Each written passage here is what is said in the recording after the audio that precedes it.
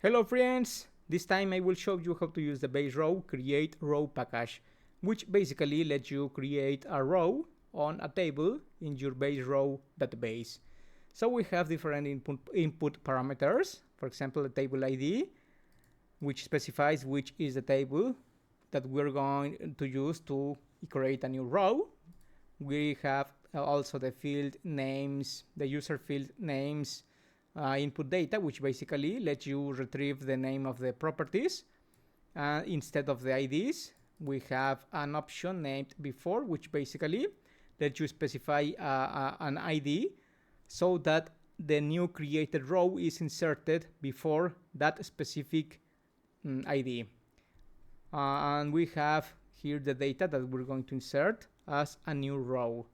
After that, I use a JSON builder node, which basically takes all our input parameters to create using an internal package the query strings that I'm going to use as part of the HTTP request, which is the node that we can see here. What I do here is basically call the endpoint that will let us create a new row using a post method, as we can see here.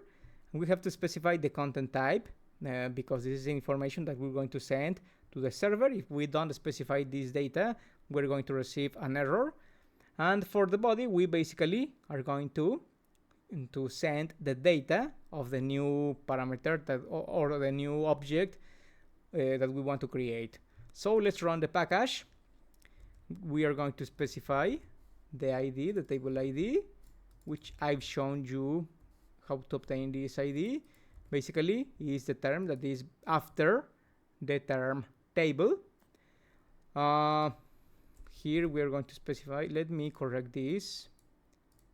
Let me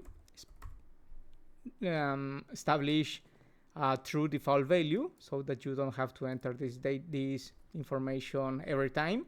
Basically, this tells us, as I said before, that we are going to obtain the names of the properties. We are not going to use before.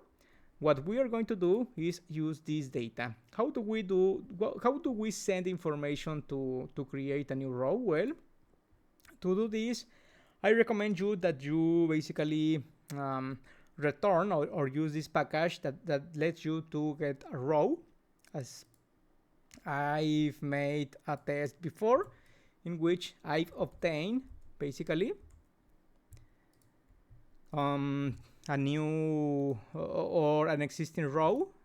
I'm going to open here Visual Studio Code. So I want to show you something. I'm going to paste this information. Let me do this bigger. And I'm going to format this so that you can see the information that is returned from the service.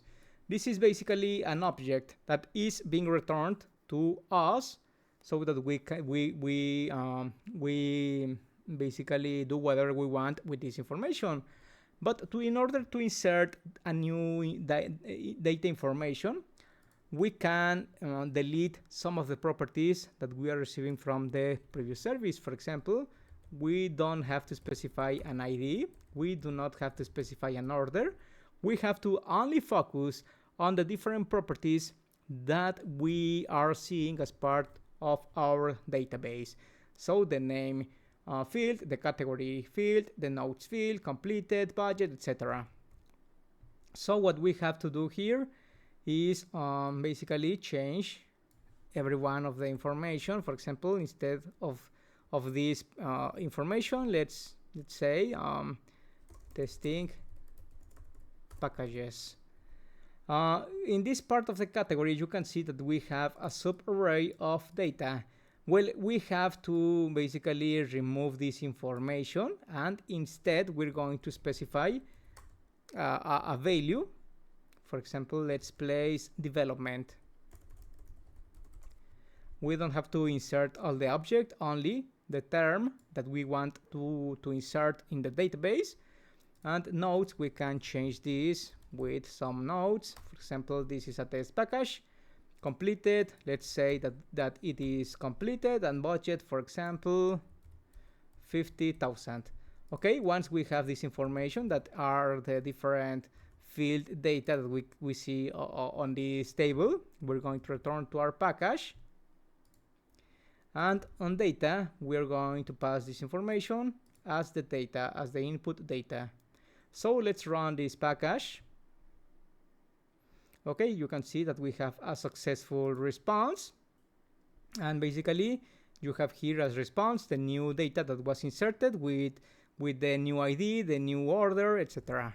If we return to our table, you can see that we have here the record or the row that we inserted with all the information that we specified earlier. So this is a very useful package if you want to work with BaseRow. I hope that it is useful to you, and see you in the next video.